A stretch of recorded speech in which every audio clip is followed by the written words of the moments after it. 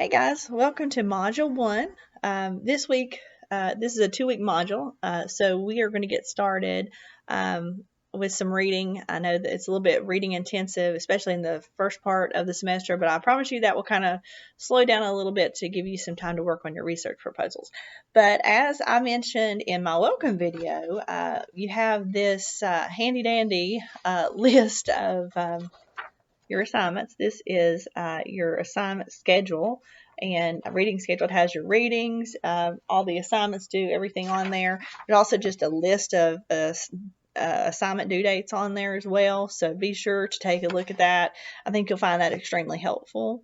But as listed in there, we're going to look at chapters 1 through 3 of the text. We will also be looking at part 1, which has several different sections of the workbook. And like I said, there's some exercises in there, and if you want to complete those exercises just for your own benefit, you can, but that's not something that I require you to turn in. Also, don't forget about your Tuskegee book. That's going to be a large assignment that's due a little bit later, I think, but don't forget to get started reading on that book because it does take a little bit of time to get through that thing. So that's one of the things. Definitely take a look and review the syllabus. Contact me if you have any questions. One of my biggest things I like to point out about the syllabus is that my late assignment policy. As you will notice, in every module I've listed the absolute last deadline for late assignments. Any written assignment or any quizzes, you can turn in up until that date. Okay, so if you miss it in module 1 and life just gets crazy, you can turn in a little bit later up until that date. Okay, now what I will tell you with the written assignments, there is a grade penalty for that. The highest grade you can get if you turn in late like that is an 89%.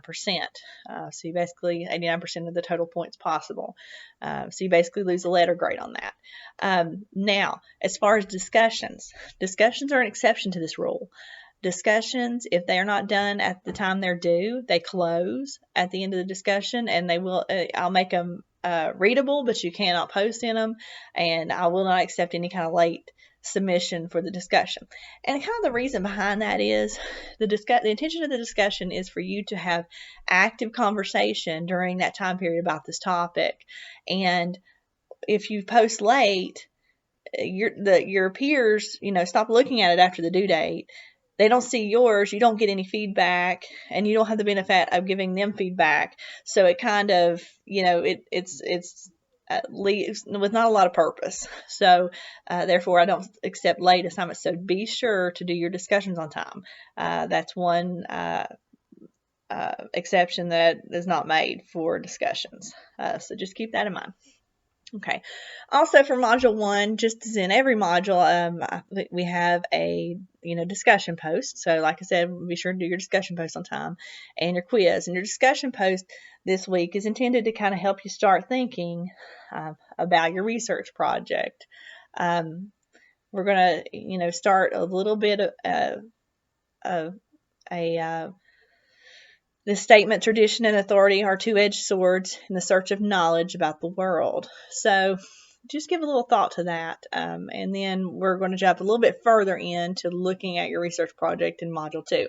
Module 1 addresses more of maybe some review for some of you that are remember research classes from your undergraduate programs, but talking about research and its importance to social work. A lot of people think, well, I'm a social worker, why do I need to know how to do research? Well, it's very important because social work is an evidence-based practice. We try to provide interventions to our clients that are proven effective, right? So if we're doing therapeutic interventions with our clients, we don't want to do something that may not be effective for them at all. So that's where research comes in. We need research-informed practice. And how do we know what works for our clients other than conducting research? A lot of research in social work ends up being single subject because you have a client with X issue that you want to see if this particular intervention helps the client improve their progress. They move toward their goals. So a lot of times it can be single subject, or it could be group. research and looking at a group of folks with a certain, mental illness or a certain issue, and if this intervention helps them to move toward recovery or toward meeting their goals or having more productive lives. So research becomes a very important part of social work, even though sometimes we don't realize it right off.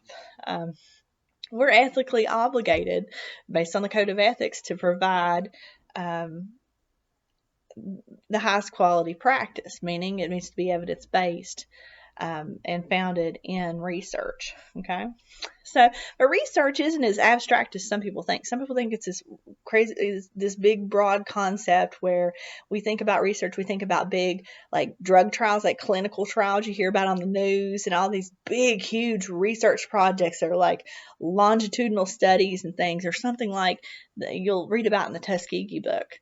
But research is not always that complicated. We do research every day in our lives.